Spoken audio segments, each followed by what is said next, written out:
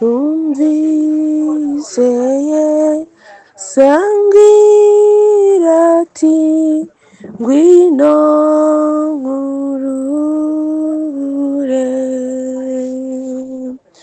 zanibikurushya byose mbikwikorerere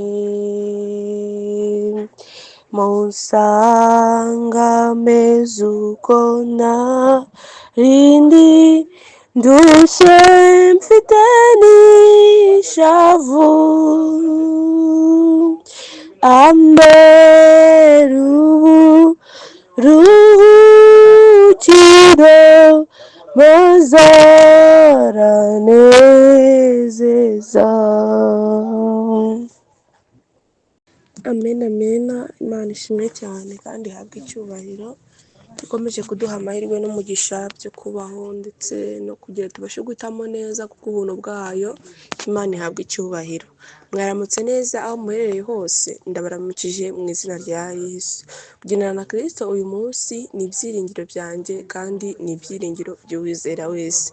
Icyampa tukakubera ibyiringiro weho utarizera, uyu munsi ukamwizera kandi ukamuhitamo, kuko niyo mpamvu nyakuri kandi nzima akwemereye kongera kubaho, ni uko akongera amahirwe kugira ngo utarimbuka, ni uko akongera amahirwe kugira ngo wihane, maze nawe ubaranwe n'abana b'Imana uzabashe kurokoka kuri urya munsi ukomeye w'Uwiteka. Reka dusenge tuganire ku magambo y'ubugingo. Data, mu izina rya Yesu turagushimye cyane, tugushimiye ubuntu bwawe bwinshi n'imbabazi zawe zitangaje ukomeje kutugaragariza uko bwije n'uko bukeye. Izina ryawe rihabwa icyubahiro. Shimwa ko n'uyu munsi wongeye ku bugingo bwacu, nyuma ya myaka myinshi waduhaye kurama, uko ingana kose nta n'umwe twihaye kubamo, ahubwo ni ubuntu bwawe bwatubeshejeho. Kuri buri segonda, kuri buri munota, ni wowe ufashe umwuka wacu mu biganza byawe.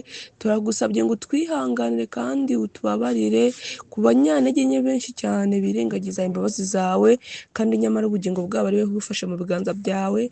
Natwe abitwa ko babyemeye, ndakwinginze ngo turinde kudindirira ku bya mbere bya Kristo, ahubwo twigize imbere uduhe no gusa nawe. Nibigenda gutyo izina ryawe rihabwa icyubahiro. Tumaze iminsi tureba ibya Karuvari, tureba iby'igitambo cyawe Kristo, tureba uko wababajwe. Ni ukuri twongeye kunamira imbere y'umusaraba wawe. Turakwinginze ngo amaraso yawe Yesu Kristo yeze impagarike yacu, akureho ikitagushimisha cyose. Urugingo rwose rutakubaha rwo muri twe ruhindukire kukubaha no kuyoboka ubwami bwawe. Nibigenda gutyo izina ryawe rihabwa icyubahiro. Dukomeje kwitegereza no kureba neza ibyawe. Ndakwinginze ngo umutima wa buri wese utsindwe kandi wemezwe nabyo. Buri wese yizinukira imbere y'umusaraba kandi yifuza kuyegura no kuyoboka. Nibyo ngusabye ko nkwizeye. Bara natwe rero umwuka wawe yacengeza aya magambo mu mitima yacu, kandi atumurikire nk'akambi k'isuku kamurika mu mutima w'umwijima, kugira ngo buri wese abashe kwireba no kwimenya, ahaguruke ahari, abatarihannye bihane, abihannye bahindurwe. Nibyo ngusabye ko nkwizeye mu izina rya Yesu Kristo. Amen. Amena. Reka dusome amagambo ari mu byakozwe n'intumwa ku gice cyaho cya 3 ku murongo wa 19. Hari amagambo y'imiburo akomeje gucicikana mu matwi yawe, mu matwi yacu, kuri buri wese. Bavandimwe, ni ukuri ibendera nirishingwa mujye mureba, kandi induru nivuga mujye mwumva.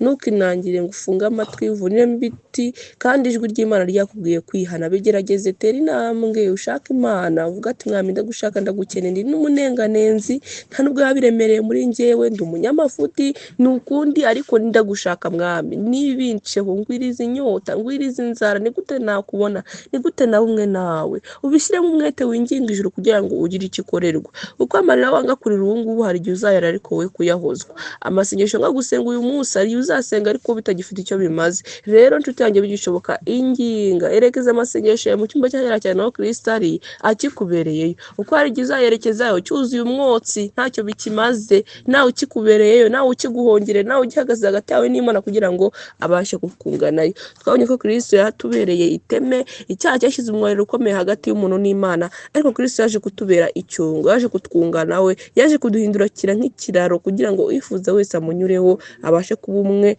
n'ab'ijuru. Imana ihabwe icyubahiro. Reka dusome rero ayo magambo ari ku murongo wa 19 w'igice cya 3 cy'ibyakozwe n'intumwa. Aya magambo avuga ngo nuko mwihane muhindukire, ibyaha byanyu bihanwe. bihanagurwe, ngo iminsi yo guhemburwa ibone ukwiza ituruka ku mwami Imana ihabwa icyubahiro. Intambwe ya mbere ni uko mwihane, nimumara kwihana muhindukire, ntukihane imirimo mibi ngo ukomeze kuyigenderamo, yihana ubundi uhindukire uyitere umugongo. Numara kwihana ugahindukira, ibyaha byawe birahanagurwa, kuko no mu migani hari amagambo atubwira ngo utwikira ibyaha bye ntago azagubwa neza, ariko ubyihana akongeraho ingingo yo kubireka azabibabarirwa. Rero kwihana ni kimwe, ariko no kureka ni ikindi. Uwihana ibyaha bye akabireka azabibabarirwa. Rero n'ahangaha nuko muhindukire, ngo nuko mwihane muhindukire, ibyaha byanyu bihanagurwe, ngo iminsi yo guhemburwa. Ntushobora kwakira iminsi yo guhemburwa utarihana ngo uhindukire, ibyaha byawe bitarahanagurwa. Kandi bavandimwe banjye, ibintu ni bibiri: ibyaha bidahanaguwe, izina igomba guhanagurwa. Abatarandikwa mu gitabo cy'ubugingo cyo nuko nyine no kuguma mu cy'urupfu bakazakirimbukiramo. Rero ntabwo ari Imana ikwifuriza. Yesu apfa ku musaraba si icyo yifuzaga, arifuza yuko wakira ugahinduka ukaba umwana w'Imana, kugira ngo nawe uzabone ubugingo buhoraho.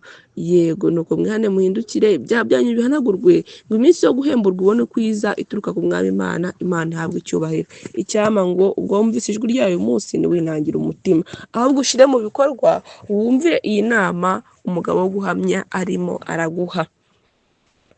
Tugiye gukomeza, turi ku ipaje ya 9 yo muri Muneguza volume ya 6. Twarebye ejo hashize uburyo Yesu Kristo yemeye gupfasira ibyaha byacu, no tugiye gukomeza tureba intambwe uko zikwiriye gukurikirana kugira ngo umuntu abashe kwihana no kwakira Kristo mu bugingo bwe. Ndasoma ku isubi yaho ya 2 uturutse hejuru, hari amagambo avuga ngo icyaha kimwe utihannye kirahagije gufunga amarembo. Icyaha kimwe umuntu atihannye, yemwe no kubitwa ko bihannye babariye ibyaha bye byo mu gihe cyashize, ariko nimba hari icyaha kimwe ufite utihannye, kirahagije gufunga amarembo yawe. Ku munyabyaha rero urumva ko ari kure kubi. Niba utarihanye ibyaha byawe ntabwo ushobora kwinjira mu ijuru. Icyaha kimwe utihannye kirahagije gufunga amarembo y'ijuru ntiwinjire. Yesu yaje gupfira ku musaraba w'i Karuvari kuko umuntu atari gushobora gukizwa afite n'ikizinga kimwe. Ni ukuri ngo ibyiringiro ufite byonyine ni ukureba kuri Kristo ukabaho, Imana ihabwa icyubahiro. Ngo tubona ku musaraba w'i Karuvari ikiguzi umwana w'intama yatanze kugira ngo acungure umuntu. Ejo twarabibonye, nubwo hari mu ncamake twabonye uburyo yababajwe, arakubitwa, arabambwa, aramanikwa, baramusebya, baramushinyagurira, baramusuzugura, akozwe isoni mu buryo bwinshi. Tubona ku musaraba ikiguzi umwana w'intama yatanze kugira ngo acungure umuntu. Biraniweho yaguraga ko ari ukugira ngo agucungure, agukure mu bubata bw'iteka ryose wari urimo ufashwe na Satani. Ubwo yari amaze kwitangira abantu, gusubirana ishusho itagira inenge k'umuntu kwari koroshye nta yandi mananiza. Imana ihabwa icyubahiro. Kristo amaze kutwitangira, amaze kudupfira, umva byari itangazo rivuga ko bishoboka ko nye nawe dushobora gusubirana ishusho y'Imana bigakunda. Umugabo akaba hasa nka Kristo bigakunda, umugore akaba hasa nka Kristo bigakunda, umusore akaba hasa nka Kristo bigakunda, inkumi akaba hasa nka Kristo bigakunda. Umuntu wese mu rugero rwe agasa nk'uko Imana yararemye Adamu asa. Ndetse Imana yasezeranyije ngo tuzagira ubwiza buruta ubwa mbere. Adamu yarashikitswe birakunda, ariko tuzagira ubwiza buruta ubwa mbere. Ntabwo tuzongera gushukwa, ntituzongera kugwa. Nituramuka twiyeguriye Imana by'ukuri burundu, tuzahabwa umwuka w'Imana wo kutumenyesha icyaha icyo ari cyo, kugira ngo tubashe kukirinda. Imana ihabwe icyubahiro. Imana ishimwe ko nshobora gusobanura ishusho y'Imana namananiza. Ndabyifuza uyu munsi kuko ejo sahanye. Nshuti yanjye, niba wishyuza amasezerano y'Imana, yishyuza uyu munsi, kubera ko twahawe umunsi umwe kandi mugufi cyane. Rero mbikeneye uyu munsi nyiriho, kuko ejo ntabwo ari ahanjye. Ndamutse Imana amahirwe yo kuba ejo, nkakomeza kubigira bikiyongera, nkarushaho gusa nka Yesu nk'uko ya ndirimbo ibivuga. Ngibi byo mu kubaho kwabo n'icyaha cya kamere cyo mu mutima byose birahishurwa iyo umuntu ari kwiga iby'i Karuvari, iyo umuntu yitegereje uburyo Yesu yababajwe, iyo umuntu abitekereje agatekereza kuri iki gitambo. Ibi byo mu kubaho kwabo n'icyaha cya kamere cyo mu mutima byose birahishurwa, bagatangira kugira icyo bumva cy'igitangaza cyo gukiranuka kwa Yesu. Bakamubwira bati, mbese icyaha ni iki ngo kirihirwe igitambo kingana gityo? Iyo umuntu yatsinzwe umutima we, iyo yemejwe, iyo umwuka we ari kumwibutsa ibyaha yakoze, ariyo ziti gute Kristo yemeye kumfira hejuru y'ibya byose nakoze? Icyaha ni iki kugira ngo hatangirwe igitambo kingana gutya, ngo mbese urukundo rungana rutyo n'uwo mubabaro wose n'agashinyaguro kose ni ukugira ngo dukire urupfu tuzabone ubugingo budashira. ubwo nibwo amenyeshwa ko icyaha ari umutima wa kamere umutera gukora ibibi. Imana ihabwa icyubahiro. Iyo umuntu amaze kurabukwa Yesu mu mutima we, uwo mukiza amuhesha imfunguzo 3 zo gutangira urugendo. Imana ihabwa icyubahiro. Iyo umuntu amaze kurabukwa umukiza mu mutima we, uwo mukiza amuhesha imfunguzo 3 zo gutangira uru rugendo. Izo mfunguzo 3 tuzazireba ejo. Urwa mbere ni ukwizinukwa, urwa kabiri ni ukwihana, urwa gatatu ni ukwatura ibyaha. Imana ihabwa icyubahiro. Tuzarezereba uko zikurikirana, kandi nzi ko umwuka yazagenda azumvisha imitima yacu. Nawe waba wararutangiye ukaba hari zo wagiye usimbuka, hari impamvu Imana ibigaruye kugira ngo wongere ubitegereze kandi ubashe kuzikurikiza uko zingana zose, maze uzabashe kubona ubugingo. Rero Yesu aracyahamagara, niwinangira umutima, arifuza ko wakihana. Ese urifuza kwihana no kwarirwa ibyaha byawe? Fata ibihe byo gusenga, fata umwanya utuje wo kwihirana n'Imana. Uko ibintu byose bibonwa hatanze umwanya, nibi nabyo nuko. Ntabwo uzabarirwa uri mu kajagari n'akavuyo udafite icyo witayeho. Oya, ukwiriye gufata ibihe bituje byo gutakira Imana, ukajya ahantu hiherereye, ukajya ahantu ho gusabana n'Imana utuje, ukinginga ijuru ritakira kugira ngo rikubabare ibyaha byawe. Ugasema Imana ngo Mwami, nyibutse ibyaha byanjye byose nakoze ubimbabarire. Ndabona ikiguzi gikomeye watanze kugira ngo ncungurwe kirahambaye. Urukundo rwawe ni rwinshi kuri njyewe. Nyibutsa Mwami, niyo nakoze ibidahuje n'ubushake bwawe ngo ubimbabarire. Ndondora umenye, mishurira. Uwiteka arakwibutsa, akwibutsa imirimo yawe mibi, kandi uko umusanga akwibutse nawe hari ibyo wakoze wibuka. Ntabwo ukwiriye kwibutsa ngo utakwitse kuri umusinzi kandi usindura urabizi, bihere ku byatura. Ntabwo umusanga kwibutsa kuri umurozi kandi uroga ubizi, bihere ku byatura. Ntabwo umusanga kwibutsa ubusambanyi kandi usambana ubizi, bihere ku byatura. Ubisabira imbabazi, winginga Imana, icyo weka cyose ugisabira imbabazi uri imbere y'Imana, kandi usaba uvuga ati Mwami, nyibutsa n'ibindi bisigaye. Uko icyo Uwiteka ashaka ni kimwe, ni ukwemera ibyaha byawe, ukemera n'uwose wagiye uyobereza inzira, ukanga kuyoba ko Uwiteka ukaziyobereza mu bindi bintu bidafite umumaro, mu bupfumu, mu bintu bipfiye byose. Ubyemerera imbere y'Imana,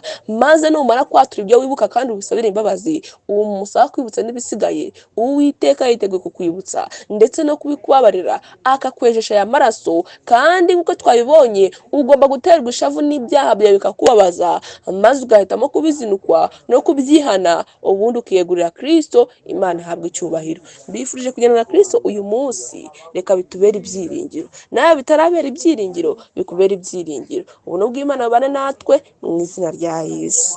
Data wera, turagushimye, tugushimira urukundo rwawe rutangaje ukomeza kutugaragariza. Dore n'uyu munsi wongeye kuvugana n'imitima yacu, ni ukuri ubutumwa bwawe bwavugiye mu matwi yacu. Dore bukomeza kuvugira mu nzira ziwacu, bukomeza kuvugira aho tubasha kububona. Ndakwinginze ngo uhe kuba amabinangizi y'imitima, reka ubutumwa bubashe guhindura benshi kugukiranuka. Reka umwuka wera abashe gukabakaba imitima, kugira ngo ibashe Nyagasani kuza bugufi bwa Kristo, maze ibashe kwihana. Nibigenda gutyo izina rihabwa icyubahiro. Abaguye babyutse, abacitse intege barengere, abapfuye ubazure, n'abatarabaho babesheho. Reka bariho bageze ku manegeka wongere kubaha imbaraga zawe. Reka n'abakomeye bakomereze mu buntu bwawe. Nibyo ngusabye ko mwizeye mu izina rya Yesu Kristo. Amen.